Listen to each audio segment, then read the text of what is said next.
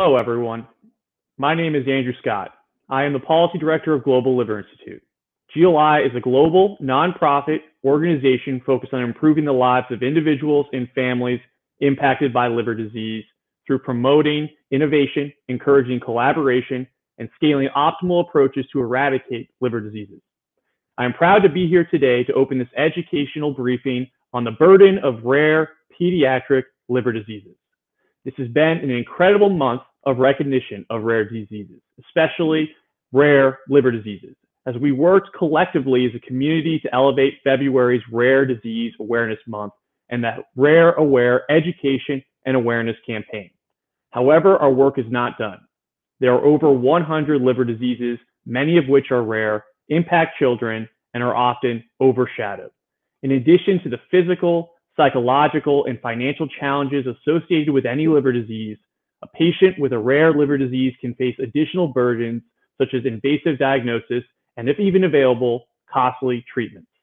This is why we must work collectively to increase access to safe and effective care options like vitamin replacement therapy and specialized nutrition.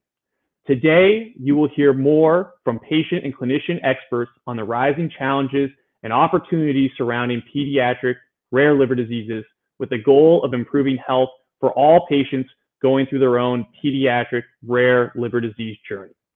Through collaboration with our peers in patient advocacy like the PFIC network, our clinical partners at NASPGHAN, and leaders in Congress, we can advance vital policies that improve the lives of patients and families impacted by rare pediatric liver diseases.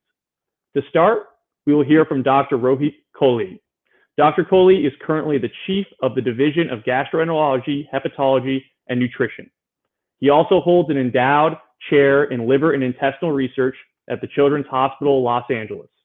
Dr. Kohli is here today representing the North American Society for Pediatric Gastroenterology, Hepatology, and Nutrition, or NASPGHAN.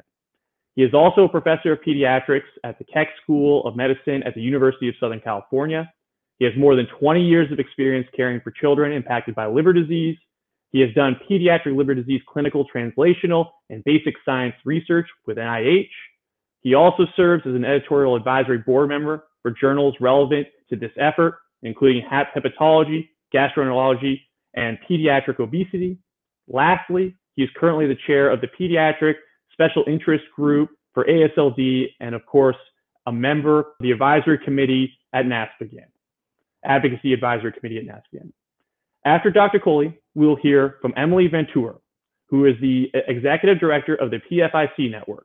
Emily Ventura is the co-founder of the network as well, and which is a patient-led advocacy organization that is committed to improving the lives of patients and families worldwide affected by progressive familial intrahepatic cholestasis, PFIC. She was an ICU registered nurse from 2009 to 2019 until leaving her career to become a professional advocate. She is mom to a 10-year-old girl with PFIC who had a liver transplant at age 5. She is committed to supporting the PFIC community through providing resources, sharing knowledge, and advocating with the broader PFIC community. Finally, you will hear from a member of our team at Global Liver Institute, Nicole Wells, who is a PSC autoimmune hepatitis patient, liver transplant recipient, and our pediatric and rare liver disease program manager at Global Liver Institute. She is driven by 13 years of experience in the liver community and as an autoimmune transplant patient and caregiver. After earning her BA in English and education, she taught in the island of St. Thomas in the U.S. Virgin Islands and in rural Kentucky. Nicole also holds an MA in English. Her interests include policy, access, equity, environmentalism, and education. With that, I will now hand it over to Dr. Kohli. Thank you.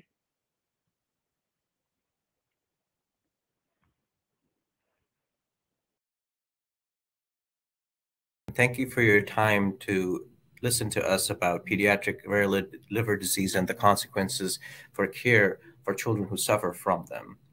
Here are a few of my disclosures. You can ask for more information if needed. The outline of my brief presentation is essentially why should we bother about this topic? How does this problem exist? And what can we do about it? Let's start with why.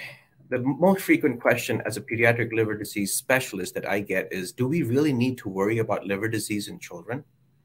They keep asking me that, and I at some point I would say it's job security or not, but I do get a little, anxious about this question. So I answer it this way. Here's a 10-year-old boy who liver biopsy, you may or may not be familiar at looking at normals, but is highly abnormal. And the most important thing you will see is that instead of what should be round pink cells are all white. They're filled with oil droplets, neutral lipid droplets to be exact.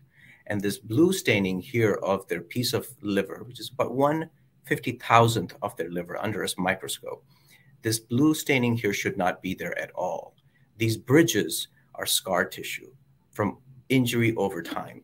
And in 2 years, this boy, who unfortunately progressed from stage 1 scarring fibrosis to stage 3, and there's only 4 stages before you get to cirrhosis. Some of you may have heard of that term. So a 12-year-old boy is close to stage 3 or 4 cirrhosis. Liver disease does exist in children. Washington Post a couple of years ago talked about fatty liver disease, which is by far the most common liver disease in pediatrics today, is the fastest growing reason for liver transplantation in young adults in the United States. That, again, should be a sobering fact. You don't be 20 and need a liver transplant if you didn't have liver disease as a child. So just to say that pediatric liver disease is a problem and young adults are having liver transplants, there has to be a better way that we can tackle this. So that's why I go to how. How can we tackle this differently? So let's talk about a little bit detail for a few minutes, and then I'll come back up to a little bit higher level, where metabolic liver disease, or liver is the seat of how we metabolize carbohydrates, fats, and proteins. So if you have a breakdown in a genetic mutation in the machinery of this metabolism inside the liver, you will stop the movement of the track. You will have a break in the chain, and that leads to accumulation of all the raw materials, all the substrates before that process was going to happen. Hence, an increase in this example in A's and B's, and therefore you would never get to your C's and D's, and a drop in C and D. Maybe you needed C and D.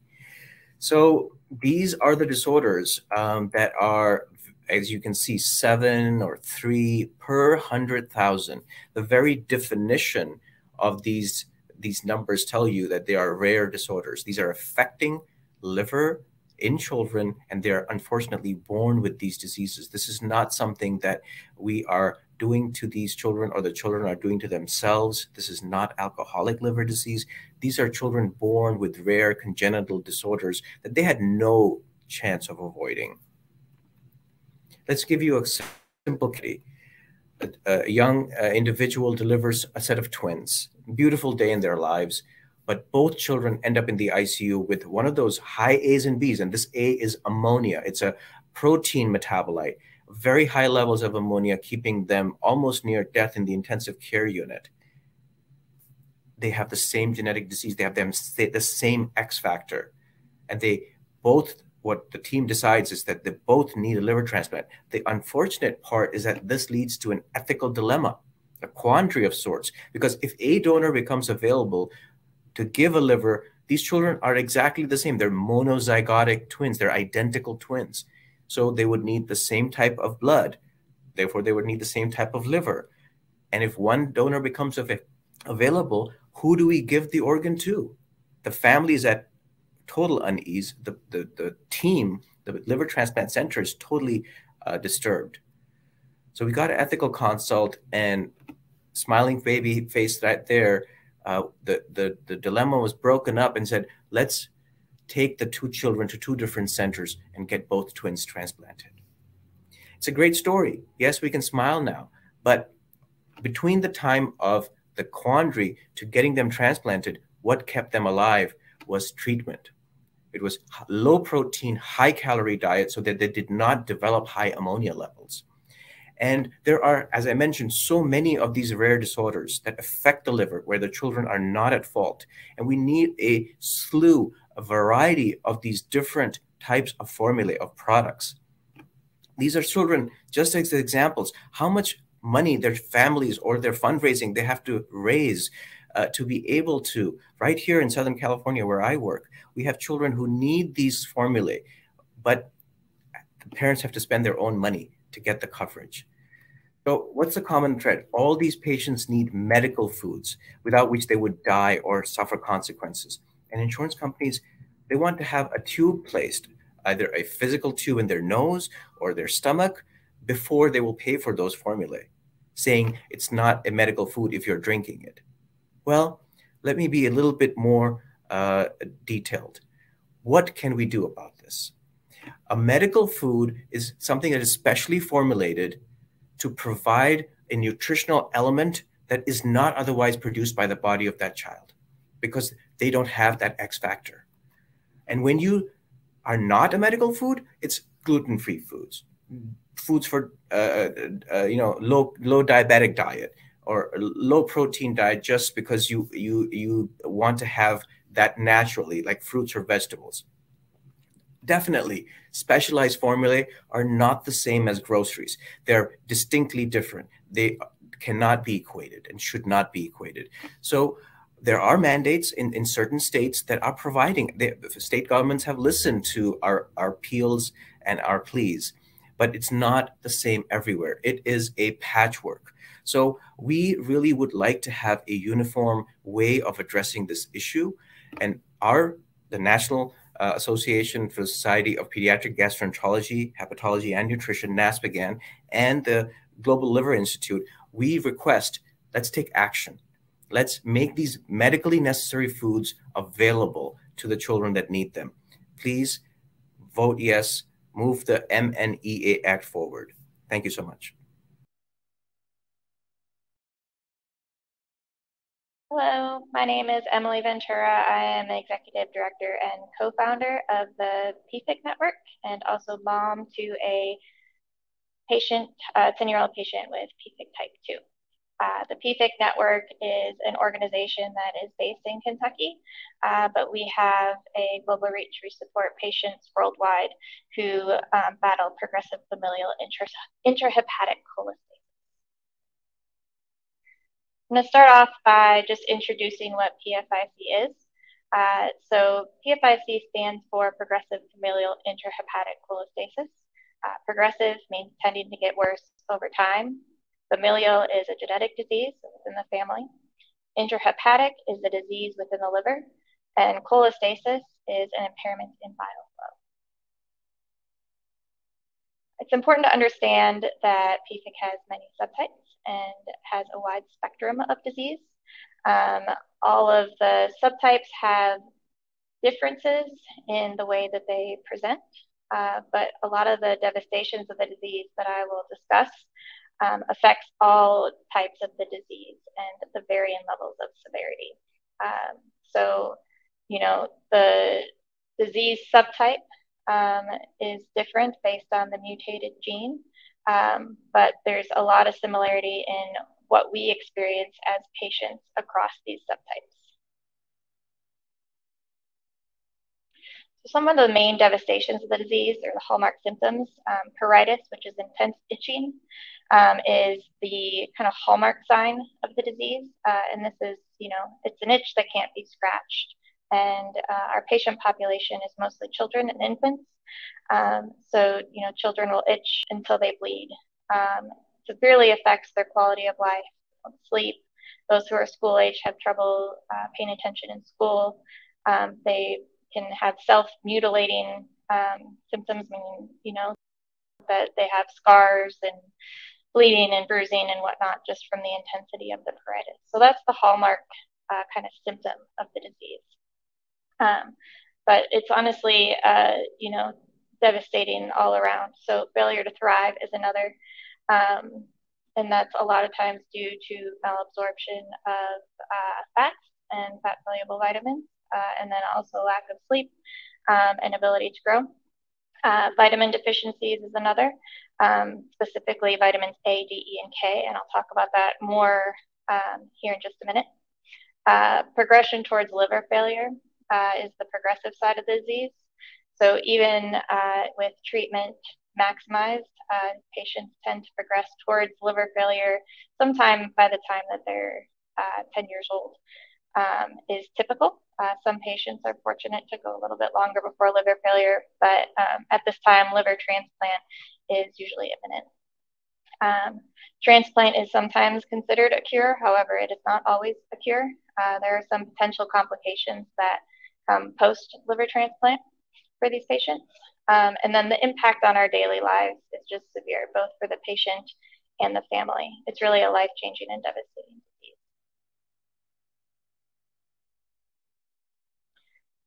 So I wanted to highlight some of the specific dietary needs in Pfig. So growth failure, delayed puberty, and malnutrition is common in children with any liver disease.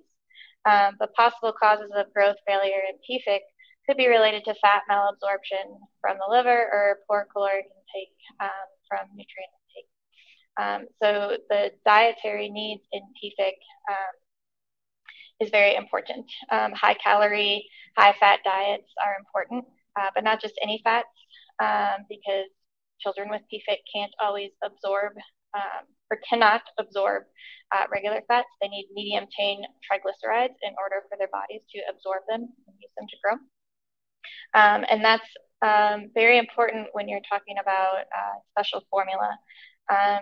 If you have a child who is a baby who needs to have formula, they need to have a very special prescription. Otherwise, their bodies just aren't going to absorb the nutrients from that formula. And even breastfed children usually require some sort of formula supplementation. And that formula is very specific, and it is prescription.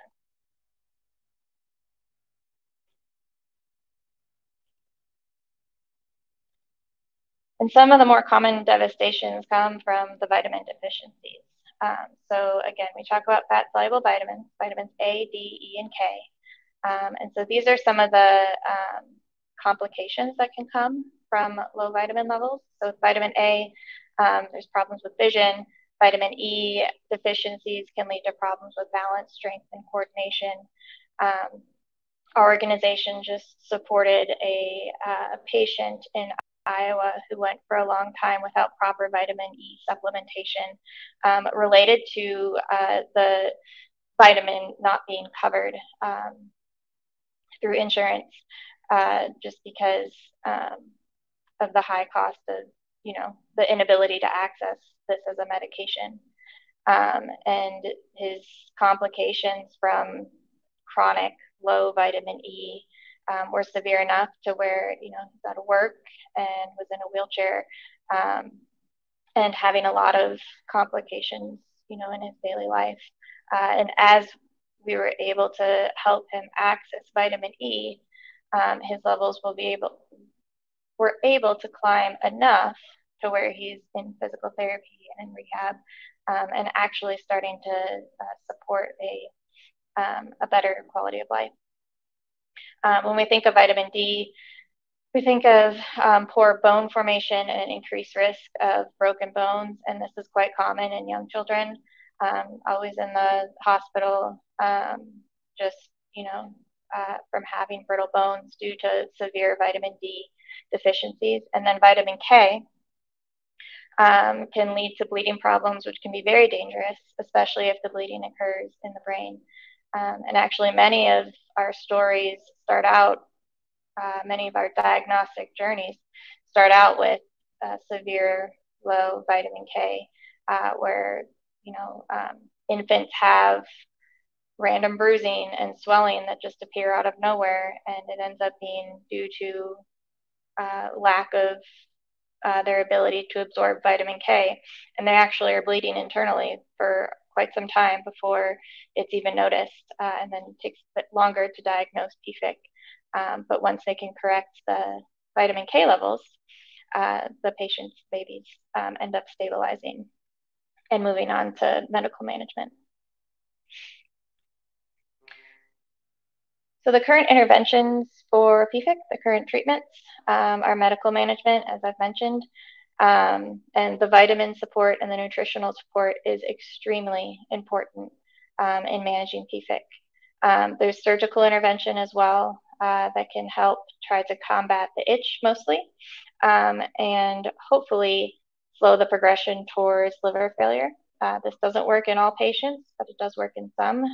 Here you can see 2 patients with the external biliary diversion, so bile is diverted away from the liver. But this also can contribute to some nutritional complications and further deficiencies with vitamins, because you're emptying these nutrients outside of the body. And so the vitamin supplementation becomes even more important in children with surgical intervention.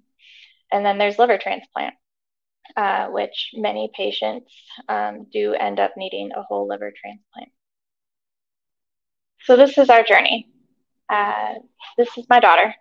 She's now 10 years old and she's doing well, but she's experienced the full spectrum of Pfig disease. You can see here on the left, she's 15 months old when she had her external diversion surgery. And this was, you know, one of the most challenging times of our lives. She went through this surgery when she was quite young.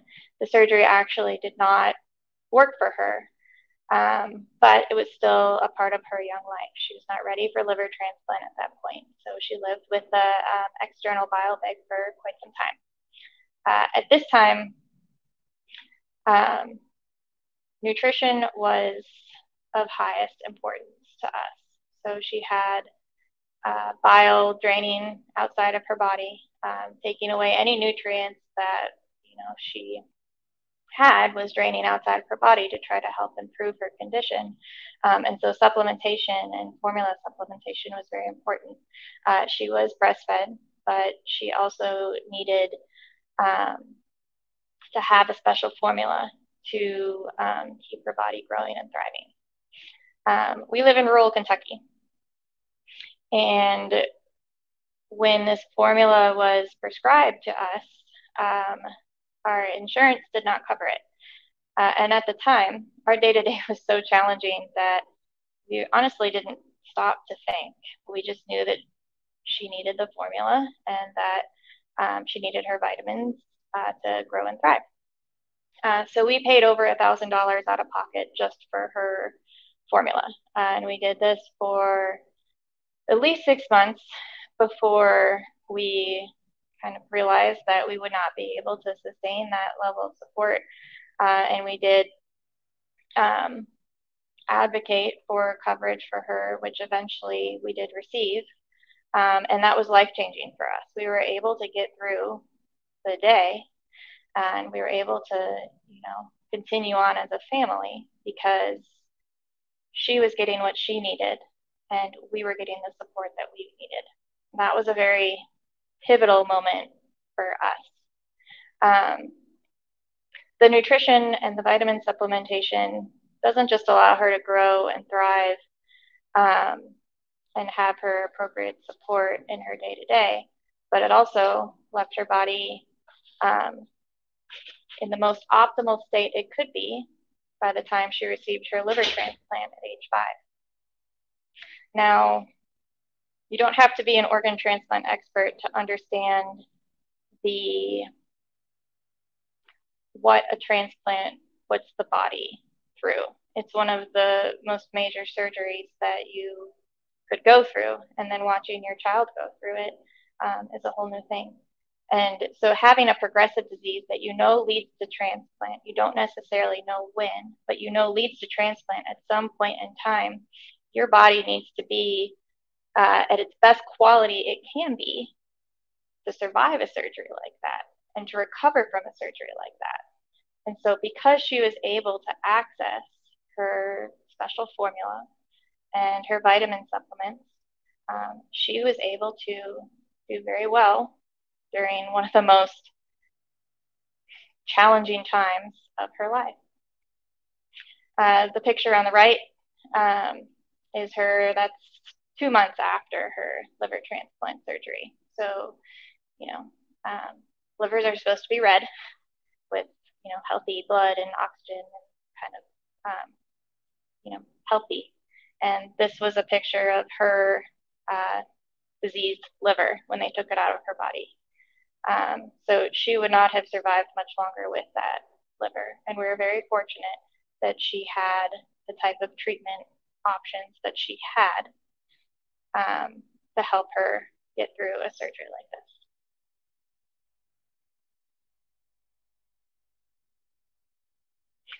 So I just want to take a moment to thank the GLI for, having us talk today, having me represent the PFIC community. These patients are fighters, and, they need access to medication and nutrition and vitamin support so that they can, have the best quality of life that they can when battling such a devastating disease. So we appreciate your time. Thank you very much. Hello, thank you for your time today. My name is Nicole Wells, and I'm the Pediatric and Rare Liver Diseases Manager at the Global Liver Institute. I'm also a rare disease patient, and I will be a rare disease patient until the day I die. When I was 15, it was discovered that I had end-stage cirrhosis. A panicked frenzy ensued to find a diagnosis, a cause for this mysterious wildfire in my body, as my hepatologist put it. Several surgeries and specialists later, I was diagnosed with autoimmune hepatitis and primary sclerosing cholangitis, which inflame my liver and bile ducts. They eventually led to a liver transplant from my sister donating 56% of her liver. With my particular rare liver diseases, I don't know what it's like to need to pay for medically necessary foods like I would if I had progressive familial intrahepatic cholestasis, which we heard Emily touch on, or Alagille syndrome, another rare liver disease that would benefit from the Medical Nutrition Equity Act. But I do know what it's like to have to choose between paying for rent or medications, tuition or transportation to specialty medical appointments, and food or blood work. These scenarios I've presented are not merely hypotheticals. Right now, as I speak, people are having to make these difficult decisions. According to census data analyzed by the Center on Budget Policies and Priorities, approximately 20% of adults living in the United States of America with children couldn't afford to adequately feed their families over the last 7 days. The out-of-pocket cost for medical nutrition products is up to 8 times the cost of normal groceries. Without the use of vitamin replacement therapy and specialized nutrition or foods, infants, children, adolescents, and eventually adults impacted by rare liver diseases can suffer serious health consequences, including hospitalization, intellectual impairment, behavioral dysfunction, inadequate growth, and even death. I'm keeping a tally in tattoo form on my skin of people who I love who had a rare liver disease and died because the USA healthcare system failed them, and the cost was their life, prematurely robbed of what could have been. I ask you today to ensure that no one with a rare disease dies in the United States of America because they cannot afford these medically necessary products. Please support the Medical Nutrition Equity Act today, as it is our moral responsibility to those who need it most. Thank you again for your time. Well, thank you, everyone, for joining us today. As you heard from patient advocate leaders, provider leaders, without the use of vitamin replacement therapy and specialized nutrition, infants and children impacted by rare liver conditions can suffer serious health consequences. These health consequences can include hospitalizations, intellectual impairment, behavioral dysfunction, inadequate growth, nutrition deficiencies, and even death. Outside of the factors that my colleague Nicole mentioned, we must consider the burden that is put on these families and their children. We must understand that currently many insurance carriers will not cover the cost of pediatric formulas because they are considered medical foods. And we have an opportunity here today to act and to shift the conversation and improve the lives of so many. We truly believe that now is the time to take this critical action and advance the Medical Nutrition Equity Act. We greatly appreciate your consideration and support of this bicameral and bipartisan legislation. In the Senate, just so everyone knows, it is S2013, and in the House, it is HR 3783. Thank you again to everyone who attended today. If you have any questions, please do not hesitate to reach out to Global Liver Institute or myself at ascott@globalliver.org, or to the patients and providers from Medical Nutrition Equity Act Coalition at nutritionequity.org. Thank you again for joining us today.